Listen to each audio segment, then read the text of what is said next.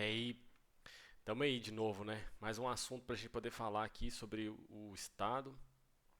E basicamente tem uma revisão que está acontecendo do Supremo, que é essa revisão aqui da vida toda do INSS. Para você que não está ciente sobre o que é o assunto, é um julgamento que já vem acontecendo há alguns anos para poder ver a legalidade, né? Vamos dizer direito. Deveria ser para verificar a legalidade da revisão da vida toda do INSS, que significa que é reajuste. Né? O pessoal gosta de pôr um monte de nome, ninguém sabe, todo mundo procura saber, não consegue se informar. Sabe como é que é o problema dos juristas, né? Bom, de qualquer forma, o STF voltou ao julgamento. Agora tem os novos ministros do STF também vão participar desses julgamentos. Eles estão discutindo sobre esse assunto. Atualmente são 3-1 a favor para esse reajuste da vida toda do INSS. Então, todo ano você vai ter o direito a esse reajuste, basicamente é algo do gênero, tá? Eu não tenho muito conhecimento jurídico, é por isso que eu trouxe esse vídeo aqui, porque tem um jurista falando sobre o assunto. E mais importante ainda, eles estão querendo fazer isso valer a partir de 2022, ou seja, vai ser retroativo até 2022 para fazer esse recálculo de recebimento dos valores que ficaram faltando no INSS. Porém, tem muitas pessoas que entraram em processo muito antes disso, então possivelmente esses não serão afetados, né? Talvez a justiça, se concordar de que a revisão da vida toda é válida, é constitucional, então provavelmente esses que entraram com processos lá nos anos 90, 2000, vai ter todo o direito a esses valores aqui. Vamos ver o que o pessoal tem a falar. Licenciado e mestre em Direito das Relações Sociais e Trabalhistas. Boa noite, Washington. Seja muito bem-vindo aqui ao Jornal da Record News. Boa noite, é sempre um prazer estar aqui com vocês. Boa noite a todos os telespectadores. Washington, para a gente começar, queria que você explicasse então o que está acontecendo. Esse assunto foi resolvido lá em dezembro do ano passado. Aí o INSS entrou com um recurso, alegando o quê? Em primeiro lugar, assim, é uma coisa que a gente sofre no Brasil, né? As decisões judiciais, elas mudam o tempo todo, o que é um absurdo. É um absurdo. Né? O que é que está acontecendo agora? Foi julgado lá em... Não precisa ser jurista para entender isso, é um absurdo. Né? Se é lei e pronto, acabou. Em dezembro, 1º de dezembro de 2022, foi julgado no Supremo Tribunal Federal, dizendo, ok, aprovando a revisão da vida toda. E agora, no que a gente chama de embargo de declaração, é algo do tipo esclareça melhor, é um pedido para esclarecer melhor a decisão, se está mudando todo o conceito do que foi aprovado lá atrás. E como vocês disseram muito bem no início... Sempre, a mesma coisa que acontece se for um PL, um PEC, não sei o que, vai acontecer isso daí mesmo. O STF é STF, mas é política, a gente sabe disso. Até a forma deles pensarem é assim, não é racional, não é direto, não é lógico, não é baseado única e exclusivamente na lei, né? Isso pode voltar a estaca zero, voltar para o Superior Tribunal de Justiça para que seja feito um novo julgamento. Doutor, uma boa noite da minha parte também. A intenção, o problema aí para o INSS entrar, e até, ou seja, o governo, é porque isso acarretaria em prejuízo para ele, por isso esse pedido para uma reanálise? Os valores que podem significar esse tipo de revisão, porque assim, gente, se a tese for aceita, é social. Esse é o grande ponto que está em discussão. Mas veja, nós não temos que discutir se tem como pagar ou se não tem como pagar. A gente tem que discutir o que é certo e o que é errado. É a lei. Então, tem como pagar, tem como não pagar? É político, né? Se a gente tem que pagar ou não, é lei. É isso que esses caras têm que se preocupar, é só com isso, cara.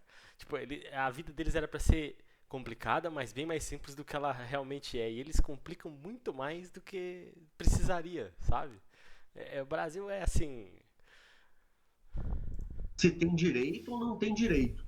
Isso foi um erro da administração pública e a administração pública tem que pagar pelos seus erros. É isso. Eu não posso colocar essa... Eu não vou estender, porque ele vai falar um pouco sobre o povo e tal. Analisar possíveis votos futuros.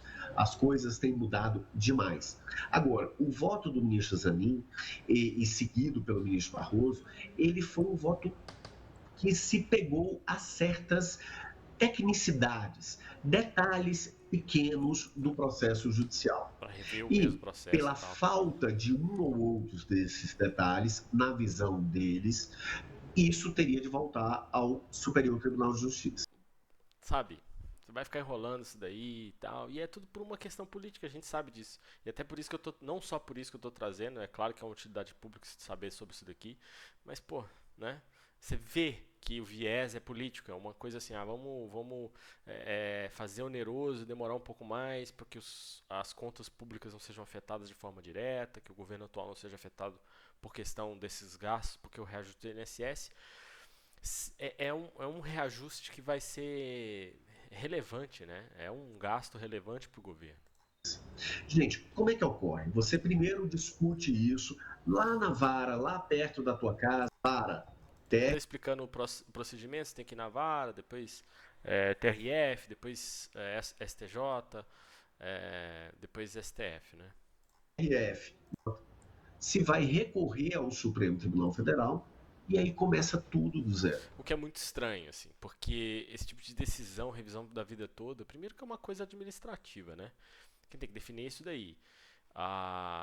Vou pagar ou não vou pagar? Quem fala é o executivo. E aí o STF tem que verificar se é uma constitucionalidade pagar ou não pagar, fazer o reajuste ou não fazer, ou se tem que passar simplesmente para o STJ a responsabilidade de poder averiguar esse caso aí. Eu acho que a parte do judiciário ela está muito confusa nas responsabilidades de cada um dos tribunais, sabe?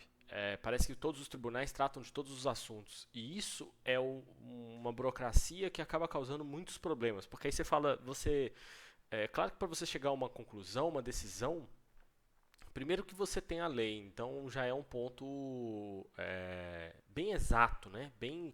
Deveria ser bem exato, bem discriminatório, não deveria ser uma coisa subjetiva, né? Que tantas pessoas precisam averiguar e tantas pessoas vão ter opiniões diferentes, né? De qualquer forma, da forma como ela é hoje, muitas pessoas interpretam de formas distintas, né?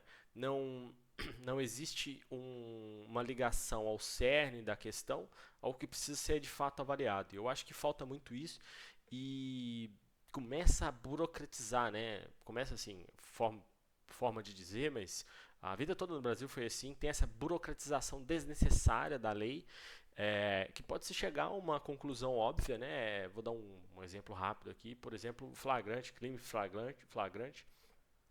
O delegado pode escolher se foi flagrante ou não, mas espera aí, a definição de flagrante é um só, não existe interpretação, sabe? Mas na lei existe essa possibilidade e tal, e isso não deveria existir, sabe? Os juristas deveriam ser ensinados a analisarem o cerne da questão e manterem-se focados naquilo. Mas independente disso, os tribunais eles estão um pouco perdidos nessa questão. Você vê um assunto, claro, complexo, extremamente relevante para a administração pública e fica nessa demora, fica muito oneroso, os tribunais sempre avaliando essa questão, e aí uma pessoa entra com o processo, aí outra lá no Pará, uma lá em Minas, uma lá em São Paulo, e fica assim, e nada acontece, sabe? E vai acumulando aquela quantidade de gente, aquela quantidade de processo, aquela quantidade de advogado entrando na questão. Então tudo parece uma coisa que o judiciário trabalha para que isso aconteça de fato, sabe? E não que queira de fato resolver até que não tenha mais jeito, né? Não tem como mais ficar de aconchabração, empurrando com a barriga para resolver isso. Agora começa do zero com uma composição diferente do STF. Então a possibilidade de o resultado ser diferente é muito grande. Tá vendo? Então você tem interpretações de um mesmo caso, interpretações distintas, e já teve um resultado e pode ter outro resultado negativo, sabe? Então a justiça ela perde muito a opinião pública, ela não apoia a STF, não apoia a STJ, não apoia a parte jurídica, até porque também não tem que apoiar, não tem que desapoiar nem nada, mas eles não têm a proteção do povo porque eles não protegem a lei da forma que deveria, sabe? De ser forma exata, de forma determinística. Infelizmente, mas também não é culpa só deles, né? A culpa é deles, daqueles que têm outra mentalidade administrativa pública, não só jurista, mas também porque as leis permitem que isso seja assim, né? Então o legislativo deveria estar bem atento a essas questões. Toda vez que isso acontece, eles taparem os buracos dessas interpretações e fazer uma lei determinista. À época, Ministro Marco Aurélio não está mais. Ministra Rosa Weber não está mais. Nós temos agora ministro Zanin, ministro novo. Nós temos o próprio ministro Nunes Marques, também ministro novo. Todos esses não votaram lá na revisão da vida toda e vão voltar agora. Então, infelizmente, nós não podemos identificar, não podemos saber o que é que vai sair disso. A partir da decisão imediata, ou seja, do acórdão ser aqui é aquela parte que eu falei sobre a questão deles querem fazer retroativa até 2022, mas o direito daqueles que entraram com o processo anteriormente também vão ter direito. E é claro que a gente sabe como é essa questão previdenciária, na maioria dos casos que eu já ouvi falar, né? Não sou um grande entendedor, já disse isso.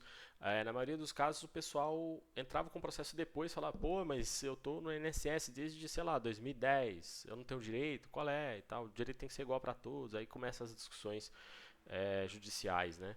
E o pessoal acaba recebendo o valor devido. Só valem a partir de dezembro de 2022. Gente, tem pessoas que há muito tempo atrás acionar o judiciário para receber essas diferenças. E elas têm direito de receber desde o momento que eles questionaram. Podem fazer um efeito positivo na tua média, tá?